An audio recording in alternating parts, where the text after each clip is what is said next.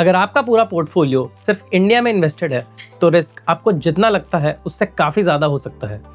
Not because India is unattractive but because single currency exposure means one market cycle, one currency and one regulatory environment.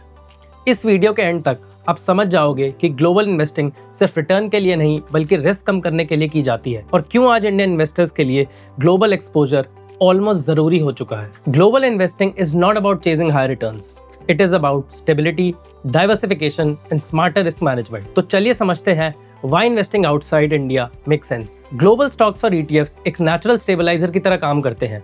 जब India के markets जैसे Nifty under perform करते हैं उसी time काफ़ी बार global markets better perform कर रहे होते हैं and vice versa. There are 3 core reasons to invest globally। First is market diversification. Different regions different time पर परफॉर्म कर सकते हैं। कभी इंडिया लीड करता है, कभी US, कभी यूरोप या एशिया। हिस्ट्री बताती है इंडिया और डेवलप्ड मार्केट्स का कोरिलेशन कम रहा है। सो इन सिंपल लैंग्वेज दोनों मार्केट्स एक साथ गिरते या बढ़ते नहीं। अब इसका फायदा क्या है? पोर्टफोलियो का ओवरऑल रिस्क कम होता है, अप्स एंड डाउन स्मूथ हो जाते हैं और इन्वेस्टिंग में सबसे बड़ी चीज है smooth journey. As smoother journey translates to better compounding. Second is currency hedge. अब बात करते हैं एक साइलेंट डेंजर की, दैट इज रूपी डेप्रिसिएशन।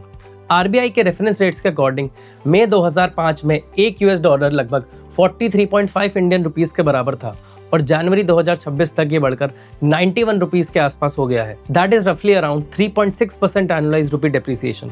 इसी पीरियड में निफ्टी ने लगभग 11.7% CAGR रिटर्न डिलीवर किया है in INR terms. But when we adjust for rupee depreciation तो डॉलर टर्म्स में इफेक्टिव रिटर्न सिर्फ 8% CAGR के आसपास रह जाता है। अब इसका क्या मतलब है?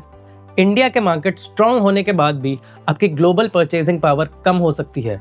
अगर आपके फ्यूचर गोल्स हैं फॉरेन एजुकेशन, इंटरनेशनल ट्रैवल या कोई भी dollar based expenses, then you should seriously consider global investing. Global markets आपको उन सेक्टर्स का एक्सेस देते हैं जहां इंडिया स्ट्रक्चरली अंडरवेट है, जैसे कि AI और semiconductors, global digital platforms, advanced health care और बायोटेक, एरोस्पेस, डिफेंस और ऑटोमेशन, जो या तो इंडिया में लिस्टेड ही नहीं है या फिर इंडियन मार्केट्स में मीनिंगफुली अवेलेबल नहीं है। सिर्फ इंडिया में इन्वेस्ट करने का मतलब पूरी दुनिया की इनोवेशन को मिस करना है। Now let's talk about taxation and structuring.